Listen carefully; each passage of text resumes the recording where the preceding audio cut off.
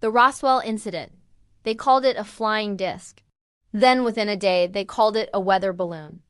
In the summer heat of 1947, on a lonely ranch outside Roswell, something metallic, fragmented, and deeply strange fell to earth, and the truth fell with it.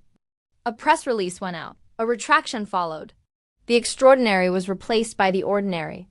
What began as clarity dissolved into contradiction, and a quiet desert became the epicenter of a mystery that refuses to die.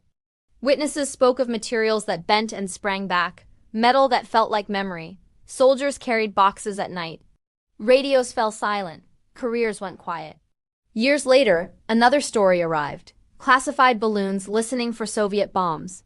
The explanation felt tidy. The doubt did not. Roswell is not only about what crashed. It is about how power shapes perception. How a sentence in a newspaper can be rewritten into a footnote. How testimony becomes ridicule.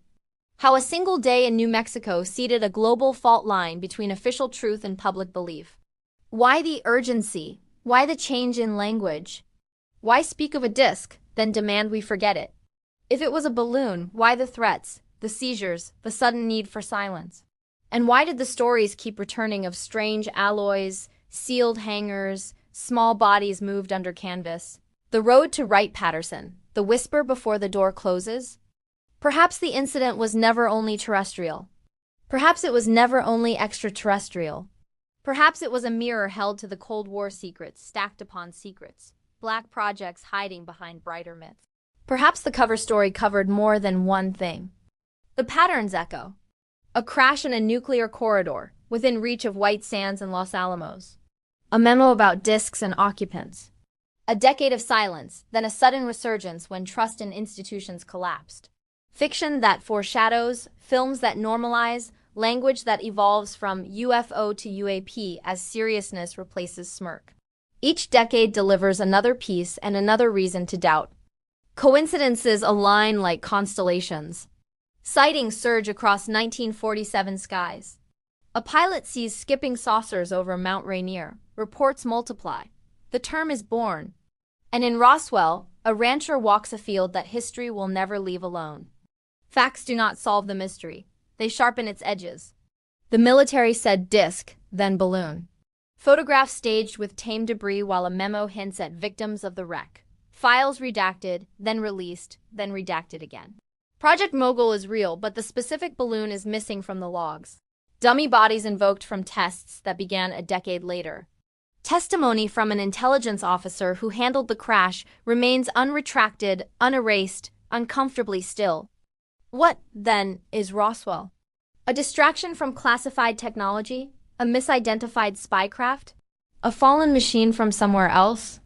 Or the moment when the public learn that certainty can be edited and that silence can be louder than any announcement?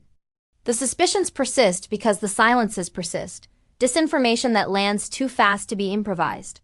Civilians warned into forgetting. Documents that appear like fossils, half exposed. The rumor of a committee above governments, a clearance above presidents, a story managed in rooms with no windows. Reverse engineering whispered as the origin of leaps we took too quickly. A drip of acclimatization aliens on screens long before they appear in reports, so that shock can be softened by familiarity. Roswell endures because it is more than an event. It is a template. Announce, retract, deny, delay. Debunk, then rename, release, but with the edges missing.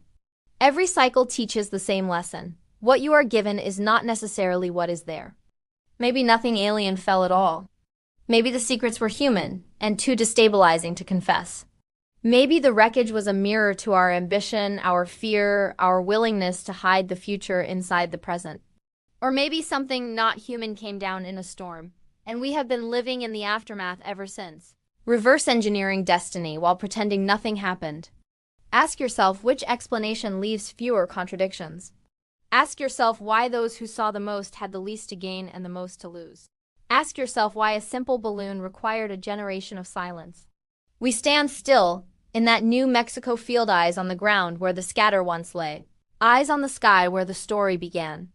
We live in an age that counts stars and maps atoms, yet we circle this question as if it were the sun. What fell to Earth in 1947 and why can't we be told? Perhaps the truth is not absent.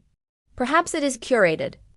Perhaps disclosure is not a door that opens, but a drip that never ends. Perhaps certainty is postponed because certainty would change too much, too fast. If the day comes when the final document is unredacted and the last witness speaks plainly, it will not only rewrite a headline, it will rewrite who we are.